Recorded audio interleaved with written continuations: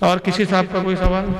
جمہور علماء کا، جمہور کہتے ہیں میجارٹی کو، یہاں بھی بہت زیادتی ہو رہی ہے آج کل. یہ مولائی فرقہ جو ہے نا، یہ نفاق ہے، کیا ہے اللہ جانے کیا چاہتا ہے امت میں انتشار کرنا، اور یہ تصور اس طرح پیدا کر رہے ہیں. ساری دشمنی اعلیٰ حضرت سے، اعلیٰ حضرت سے دشمنی نکالنے کے لیے کچھ بھی بکے جا رہے ہیں. ہوا یہ کہ اعلیٰ حضرت نے کتاب لکھی شرح المطالب فی مبحث ابی طالب، جس میں ابو طالب کو کافر لکھا. مگر معاف کرنا، اعلیٰ حضرت پہلے شخص نہیں. اعلیٰ حضرت نے ایسا نہیں ہے کہ آنکھ بند تھی نیند سے اٹھے اور قلم لکھ دیا ابو طالب کافر. بھائی ابو طالب کے کفر پر جمہور علماء کا اتفاق ہے. جمہور کہتے ہیں میجارٹی کو، اس میں امام اعظم ابو حنیفہ ہے. الفقہ الاکبر میں وہ لکھتے ہیں کہ ابو طالب کفر پر مرے. امام شافعی ہے، امام احمد ابن حنبل ہے. مسند احمد میں امام احمد ابن حنبل نے ایک دو نہیں کئی حدیثیں لائی ابو طالب کے کفر پر.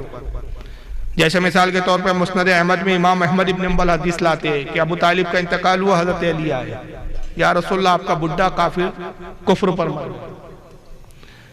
ماتا دال، یہ لفظ آیا عربی کے، کفر پر مرا ہوا. ماتا علی الدال، کفر پر گمراہیت پر مرا. حضور نے کہا اس کو تنگ گڑے میں دبا دے.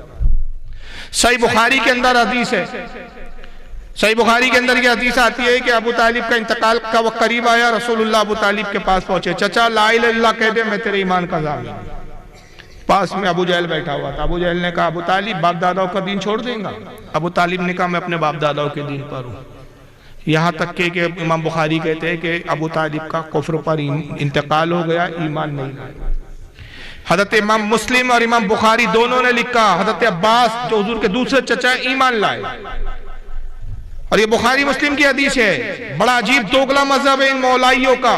عمار کی حدیث ان کو مسلم میں نظر آ جاتی ہے، وہی مسلم میں ابو طالب کی حدیث نہیں آتی ان کو نظر، بخاری میں نظر نہیں آتی ان کو. بڑا عجیب دوگلا مذہب ہے ان لوگوں کا. بھئی مانتے ہو تو پورا مانو نا. صحیح مسلم میں حضرت عباس حضور سے کہتے ہیں مدینے میں، یا رسول اللہ ابو طالب آپ کا چچا آپ کے لیے لڑتا تھا، حجت کرتا تھا، آپ کی حفاظت کرتا تھا، آپ نے اس کو کیا فائدہ پہنچایا؟ حضور نے کہا گردن تک آگ میں ڈوبا ہوا پایا میں نے ابو طالب کو. میری رفاقت، میری محبت کا صلہ اس کو یہ ملا کہ اللہ نے مجھے اختیار دیا کہ میں عذاب میں تخفیف کر دوں، کمی کر دوں، تو گردن سے کھینچ کر میں نے تخنوں تک کی آگ میں کر دیا. اگر ابو طالب ایمان لائے تو آگ میں کیا کر لیتے بھائی پھر؟ چلیے آپ حدیثوں کو تو چھوڑے. امام شافعی کا مسئلہ کہ کفر پہ انتقال ہوا، امام ابو حنیفہ کا مسئلہ کہ کفر پر، امام احمد ابن حنبل کا مسلک، امام مالک کا مسلک، تمام ائمہ ہمارے چاروں متفق ہے. صوفیہ اکرام میں آ جائیے، لطائف اشرفی اٹھائیے، مخدوم اشرف سمنانی کہتے ہیں ابو طالب کفر پر مرے. تو اعلیٰ حضرت کے بارے میں پوچھتے ہیں جو کہ بھئی اعلیٰ حضرت نے لکھ دیا، تو ان سے پوچھے کہ ان کے بارے میں کیا کہتے ہیں جنابہ. مخدوم اشرف سمنانی. حضرت خواجہ نظام الدین اولیاء کی کتاب ہے الفوائد الفواد. نظام الدین اولیاء کہتے ہیں ابو طالب بیمار ہوئے، حضور گئے اور کوشش کی کہ ابو طالب ایمان لائے، مگر کوشش کام نہ آئی اور ابو طالب کی موت کفر پر ہوئی. جب جنازہ جانے لگا تو حضور بار بار ہاتھ اوپر اٹھاتے پھر نیچے کر لیتے، ہاتھ اٹھاتے نیچے کر لیتے. یہ کون لکھ رہا ہے؟ نظام الدین اولیاء. اور سید ہے وہ بھی، مخدوم اشرف جہانگیر بھی، سمنانی بھی سید ہے. بار بار حضور ہاتھ اٹھاتے نیچے کرتے. صحابہ نے عرض کہ یا رسول اللہ آپ ہاتھ اٹھاتے نیچے کرتے، حضور اس سے پہلے آپ نے کسی کے جنازے میں ایسا نہیں کیا. فرمایا عذاب کے فرشتے نازل ہوئے، قریب تھا کہ ابو طالب کو جنازے سے اٹھا کر لے جائے. میں بار بار واسطہ دے کے روکتا ہوں کہ اللہ کے واسطے تھوڑی دیر رک جاؤ.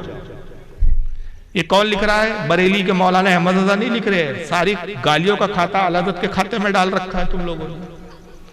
بھائی یہ نظام الدین اولیاء کی الفوائد الفواد ہے. سرکار غوث اعظم کا عقیدہ ہے کہ کفر پر ہوئی. داتا گن بخش لاہوری کشف المحجوب میں لکھتے ہیں کہ ابو طالب کا انتقال کفر پر ہوا. سبع سنابی شریف میں عبدالوہد بلگرامی رحمت اللہ لکھتے ہیں کہ ابو طالب کا انتقال کفر پر ہوا. تو صوفیہ اور اولیاء کا بھی ایک پورا طبقہ ہے جو ابو طالب کو کفر پر مانتا ہے. اب اس کے مقابلے میں حدیثوں کو، صحیح حدیثوں کو چھوڑ کر قصے کہانیاں جو لاتے ہیں، تو یاد رکھیے ایمان قصے کہانیوں سے ثابت نہیں ہوتا. محدثین کا ایک اصول ہے، بہت علمی بات بول رہا ہوں، اللہ کرے کہ آپ سمجھ جائے. یہ جملہ اگر آپ نے سمجھ لیا تو مجھے 4 گھنٹے بھی بولنے کی ضرورت نہیں، 1 گھنٹہ بولنے کی ضرورت نہیں، پوری جملہ پورے اس مسئلے کا حل ہو جائے. محدثین کا اصول کیا ہے؟ روایت کے مقابلے میں حکایت کام نہیں دیتی. روایت کے مقابلے میں حکایت، بس یہ اصول ہے. یہ اصول سمجھ میں آ گیا تو بات ختم ہو گئی۔ مثلاً روایت یہ ہے کہ سمجھانے کے لیے میں کہہ رہا ہوں، روایت یہ ہے کہ کھڑے ہو کر پانی نہ پیو، یہ روایت ہے۔ اور روایت کیا ہوتی ہے؟ سند کے ساتھ ہوتی ہے، حدیث ہوتی ہے۔ رسول اللہ کی روایت ہے، رسول اللہ کا فرمان ہے کہ کھڑے ہو کر پانی نہ پیو۔ اور حکایت یہ ہے کہ کوئی قصہ بیان کرے ہمارے پیر صاحب کھڑے ہو کر پانی پیتے تھے، تو پیر کا عمل مانیں گے آپ کے رسول کا عمل مانیں گے؟ حجت روایت ہے، حکایت نہیں ہے۔ ابو طالب کے کفر کے تعلق سے روایتیں ہیں، قرآن کی آیتیں 4 آیتیں جو ابو طالب کے کفر پر نازل ہیں۔ اور اس پر کن لوگوں کا اتفاق ہے کہ یہ آیت ابو طالب کے کفر پر ہوئی؟ بریلی کے مولانا احمد رضا کا نہیں ہے کہنا، امام سیوطی، امام قرطبی، امام تفسیر مدارک کے لکھنے والے امام محمد بن حسین البغوی، اس کے بعد حضرت کیا نام ہے ان کا، حضرت امام محمود نصفی تفسیر مدارک کے مصنف، تفسیر بغوی کے لکھنے والے محمد بن حسین بغوی، جتنے مفسرین ہیں یہاں سے وہاں تک، میں ہر مفسر کی کتاب سے آپ کو دکھانے کے لیے تیار ہوں کہ 4 آیتیں باقاعدہ آئی ہے جس کے متعلق مفسرین نے اتفاق کیا کہ ابو طالب کے بارے، جن میں سے ایک یہ ہے کہ ابو طالب کا انتقال ہوا۔ حضور قبر پہ گیا اور مغفرت کی دعا کی، کہا مولا آخر میرا چچا تھا، ایمان نہ لایا لیکن میرے لیے مدد کرتا تھا، لڑتا تھا کافروں سے میرے لیے۔ اسی وقت قرآن کی آیت نازل ہوئی۔ مفہوم یہ تھا آیت کا کہ نبی اور ایمان والوں کے لیے جائز نہیں کہ ان کافر و مشرک کے لیے دعا کرے کہ جن کے بارے میں معلوم ہو چکا کہ وہ کفر پر مرے۔ اور اس پر تمام مفسرین کا اجماع ہے، تمام مفسرین کا، کہ یہ آیت ابو طالب کے بارے میں نازل ہوئی۔ اب سارے مفسرین کو ہم چھوڑ دیں، سارے محدثین کو چھوڑ دیں، آج کے ان چھٹاک بھر کے جاہل مولائی لوگوں کو پکڑ کے چلے بھائی، یہ اب یہ ثابت کیسے کر رہے؟ حضور صلی اللہ علیہ وسلم کو پالا تو نبی ایک کافر کے گھر میں پلیں گے کیا؟ ارے بھائیا ذرا عقل کی خیرات لاؤ، موسیٰ علیہ السلام کس کیا پلے؟ ابراہیم علیہ السلام کس کیا پلے؟ کافر کیا پلنے سے کیا ہو جاتا؟ ابو طالب نے حضور کا نکاح پڑھایا، یہ کس سے سنا رہے ایمان کے لیے؟ ارے بھائی یہ کہاں سے مسئلہ پڑھ لیا ہے کہ کافر نکاح پڑھائے تو نکاح نہیں ہوتا؟ نکاح کی جو شرط ہے وہ کیا ہے؟ 3 شرطیں نکاح کی بنیادی۔ نکاح پڑھانے کی کوئی شرط ہی نہیں ہے نکاح کی۔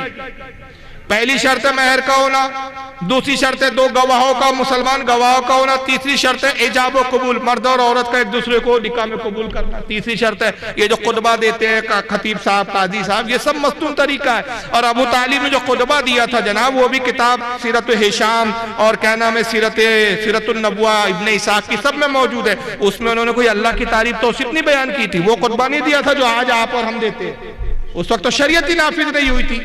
انہوں نے جو خطبہ دیا تھا حضور کے نکاح میں، انہوں نے اپنے قبیلہ قریش کی تعریف بیان کی تھی اس میں کہ ہمارا قبیلہ یہ ہے، ہمارا قبیلہ یہ ہے، اپنے قبیلے کی تعریف بیان کرتے تھے، وہی خطبہ ہوتا تھا اس وقت۔ جب سرکار نے نبوت کا اعلان کیا تو پھر آپ نے ایک مستون خطبہ بیان کیا جس میں چند قرآن کی آیتیں ہیں، پھر ایک حدیث بھی پڑھی جاتی ہے کہ النکاح من سنتی فمن رغب سنتی فلیس منی، یہ جو پھر حدیث پڑھی جاتی ہے، اور وہ قرآن کی وہ آیات کہ ہم نے تم کو ایک مرد اور عورت سے پیدا کیا، یہ پھر رسول نے اس کو رائج کیا۔ اس سے پہلے تو شریعت نافذ ہی نہیں ہوئی تھی، تو کون سا خطبہ پڑھ لیا تھا ابو طالب نے؟ ابو طالب نے نکاح پڑھایا تو اس سے مسلمان ہو گئے، تو اس سے کہاں ثابت ہوتا؟ تو بھائی جتنے صحابہ تھے جو شادی شدہ تھے ان کے نکاح کس نے پڑھائے تھے؟ ان کے نکاح کس نے پڑھائے تھے؟ کفار و مشرکین نہیں پڑھائے تھے۔ حضرت عمر کا نکاح، حضرت عمر کا بھی ایمان لائے بھائی، بڑی عمر میں لائے۔ ابو بکر کا بھی لائے، کوارے تھے کہ جب ایمان لائے تھے تو۔ حضرت سلمان فارسی جب ایمان لائے، ان کے بارے میں آتا ہے کہ 150-250 سال عمر تھی، کوئی تو 150 لکھتا ہے، کوئی 250 سال لکھتا ہے، تو کیا کوارے تھے کہ اس وقت شادی نہیں کیے تھے ان لوگوں نے؟ سینکڑوں عمر دراز صحابی تھے جو شادی شدہ تھے۔ ایک بھی کوئی مائیکل علیہ ایسی روایت دکھا سکتا ہے مجھے کہ جب وہ ایمان لائے تو حضور نے کہا تمہارا نکاح کفر میں ہوا تھا لہذا وہ نکاح درست نہیں ہے، دوبارہ نکاح پڑھاؤ؟ کفر کے نکاح کو اسلام میں مانا گیا، تو نکاح پڑھانے سے کوئی ایمان ثابت نہیں ہوتا۔ ایمان کے ثبوت کے لیے صریح نص قطعی چاہیے، صریح حدیث چاہیے، اور یہاں کفر کے بارے میں صریح روایتیں ہیں اور ایمان کے بارے میں قصے اور کہانیاں ہیں، اور بڑے عجیب عجیب قصے ہیں۔ اصل میں یہ فتنے کا بیج بونے والا بھی طاہر القادری ہے پہلا، جس نے ایک بیان کیا تھا شیعوں کو خوش کرنے کے لیے، اور اس کے بعد سے یہ مولائی گروپ ابھر گیا اور دوڑ پڑے۔ تو بہرحال اعلیٰ حضرت کو بعد میں کوسیے، مرد بنیے تھوڑا، مخدوم اشرف سمنانی کو کوسیے پہلے کہ لطائف اشریف میں کافر کیوں لکھ دیا، نظام الدین اولیاء کو کوسیے کہ الفوائد الفوائد میں کیوں لکھ دیا، داتا گنج بخش لاہوری کو کوسیے کہ صاحب کشف المحجوب میں کیوں کافر لکھ دیا، عبدالوہاب بلگرامی کو کوسیے کہ سنہ سنابل شریف میں کیوں لکھ دیا، غوث اعظم کو کوسیے کہ غنیۃ الطالبین میں کیوں لکھ دیا، یہاں تک کہ صاحب اور آگے اگر ہم بڑھ جائیں تو امام جعفر صادق کو کوسیے کہ امام جعفر بھی کہتے کہ ابو طالب ایمان نہیں لائے، حضرت علی کو کوسیے کہ مولا علی کہتے یا رسول اللہ آپ کا چچا بڈھا کافر مر گیا، اپنے باپ کے بارے میں کافر لفظ استعمال کر رہے ہیں، تو علی کو کوسیے، حضرت عباس سے کوسیے، عباس کو کیا ضرورت تھی سوال کرنے کی، ان کو نہیں پتا تھا کہ بھائی میرے بھائی تو ایمان پر گیا، پوچھ رہے آپ نے کیا فائدہ پہنچایا، یہ سوال بتا رہا ہے کہ وہ بھی جانتے تھے کہ ابو طالب کی موت ایمان پر نہ ہوئی، تبھی تو پوچھ رہے یا رسول اللہ آپ نے کیا فائدہ پہنچایا، اور یہ بخاری کی حدیث ہے۔ تو اب جو لوگ کہتے ہیں بخاری مسلم کو چھوڑ کر جو بکواسات کرتے تو ان سے میرا ایک پہلا سوال ہے کہ پہلے تم مجھے یہ بتاؤ تم سنی ہو کہ شیعہ ہو، پہلے یہ بتاؤ، اگر شیعہ ہو تو پھر جاؤ ماتم کرو سینے پھاڑو، ہمیں کوئی غرض نہیں تم سے، اور اگر سنی ہو تو بخاری تم کو ماننی پڑیں گی، مسلم تم کو ماننی پڑیں گی، مسند احمد تم کو ماننی پڑیں گی، امام ابو حنیفہ کی الفقہ الاکبر ماننی پڑیں گی، امام بہقی کی الاعتقاد ماننی پڑیں گی، امام شافعی کی کتاب ماننی پڑیں گی، امام احمد بن حنبل کی کتاب ماننی پڑیں گی، غوث اعظم کو ماننا پڑے گا، نظام الدین اولیاء کو ماننا پڑے گا، داتا گنج بخش لاہوری کو ماننا پڑے گا، مخدوم سمنہ کو ماننا پڑے گا، اگر سنی ہو تو ان سب کو ماننا پڑے گا، اور ان سب کو چھوڑ کر تم اپنی دیڑھ چیز بناؤ اور ایمان ابو طالب کی ڈفلی بجاؤ تو پھر تم سنی نہیں، رافضیت تم میں گھس چکی ہے، پھر تم تقیہ کر رہے ہو، کیونکہ شیعوں کا ایک تقیہ بھی ہے، وہ کیا ہے، اپنا عقیدہ چھپاؤ، اور اس کو امام جعفر کے کھاتے میں ڈالا ہے۔ آپ نے بہت صحیح جگہ سوال کیا، اتنے جواب کہیں نہیں ملیں گے، شیعوں کی کتابوں پہ پی ایچ ڈی ہے میری، 13 سال رافضیوں کا رد کیا ہے، میرا جلسہ ہوتے تھے محرم میں، یہ جلسے کا سٹیج میرا لگتا تھا اور سامنے وہ رافضیوں کا باڑا ہے، وہاں پہ ان کا مقرر بیٹھ کے تقریر کرتا تھا، 2 گھنٹے بعد میں اس کا رد کرتا تھا۔ تو سوال آپ نے بالکل صحیح جگہ کیا، رافضیوں کی ایک معتبر کتاب ہے جس کو امام جعفر کے کھاتے میں ڈالتے ہیں، میرے پاس سب اوریجنل کتابیں موجود ہیں، من لا ید الفقیہ کتاب کا نام، ترجمہ ہوتا ہے یہ اس کے لیے کتاب جو فقہ نہ جانتا ہو، علم فقہ نہ جانتا ہو، جو فقیہ نہ ہو، اس میں معاذ اللہ تقیہ کے بارے میں امام جعفر کے کھاتے میں ڈالا۔ تقیہ سمجھ گئے کیا ہے، اپنا عقیدہ چھپاؤ، سنیوں کے بیچ آؤ تو کہو ہم سنی ہیں، شیعوں کے بیچ جاؤ تو کہو ہم تو رافضی ہیں، اور یہ بالکل وہی منافقت ہے جس کو قرآن نے بیان کیا کہ جب اپنے حواریوں کے پاس جائیں، جب ایمان والوں کے پاس آئیں تو کہے ہم تو تمہارے ساتھ ہیں، اور جب اپنے شیطانوں میں جائے قالوا انا معکم، ہم تمہارے ساتھ ہیں، اس کو کہتے ہیں تقیہ۔ امام جعفر کے کھاتے میں ڈالا گیا، امام جعفر سے پوچھنے والے نے پوچھا کہ بتائیے حضور ایمان کے کتنے درجے ہیں، کہا 70 درجے، اور 69 درجے تقیہ کرنے میں، اپنا ایمان اپنا عقیدہ چھپانے میں۔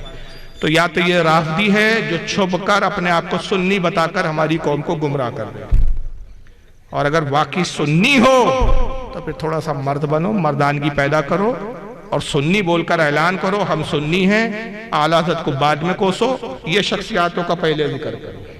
جب تم ان کو گالیاں بکو گے نا تمہارا چہرہ سمجھ میں آ جائے گا کہ تم سنی، جو مخدوم سمنہ کو گالی بکے وہ سنی نہیں ہو سکتا، جو داتا گنج بخش لاہوری پہ لان تان کرے وہ سنی نہیں ہو سکتا، جو عبدالوہاب بلگرامی پہ لان تان کرے وہ سنی نہیں ہو سکتا، جو نظام الدین اولیاء پہ لان تان کرے وہ سنی نہیں ہو سکتا۔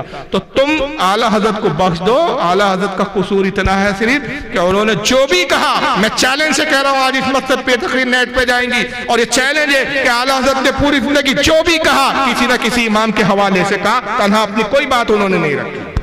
سبحان اللہ، اللہ اکبر، یا رسول اللہ زندہ باد۔ لیکن اصل میں پرابلم کیا ہے ان مولائیوں کو، مسلک اعلیٰ حضرت ایک ایسا نعرہ ہے، ایک ایسی پہچان ہے کہ ان کو اس سے چیڑ ہے، تو جہاں مسلک اعلیٰ حضرت سے چیڑ ہے تو ان کی دال روٹیاں چلتی نہیں ہے، وہاں بریانی ملتی نہیں ہے ان کو، وہاں پر اعلیٰ حضرت کے اگر نام لو تو بریانی بھی ملتی ہے، آرام بھی ملتا ہے، گدے بھی ملتے ہیں، تکیے بھی ملتے ہیں، ورنہ پھر وہی ہے جو تیرے در سے یار پھرتے ہیں، در یوں ہی خار پھرتے ہیں۔ سبحان اللہ۔ تو اعلیٰ حضرت چونکہ چیڑ ہے ان لوگوں کو، میں چیلنج سے کہہ رہا ہوں جس کتاب کی بنیاد پہ اعلیٰ حضرت کو آپ گالیاں بک رہے اس کتاب کی خاصیت کیا ہے پتہ ہے آپ کو؟ ہے تو چھوٹا سا رسالہ شرح المطالب فی مبحث علی، 360 کتابوں کی دلیل دی اعلیٰ حضرت نے اس کے اندر۔ سبحان اللہ۔ کتنی کتابوں کی؟ اور جتنی کتابوں کی دلیل دی اکثر و بیشتر اوریجنل کتابیں میرے پاس ہیں، وہ کتاب اوریجنل لاؤ اور میں اوریجنل کتابوں سے وہ بھی ہارڈ کاپی پی ڈی اپنی وہی بارتے جو اعلیٰ حضرت نے نقل کی نہ دکھا دو تقریر کرنا چھوڑ دوں گا۔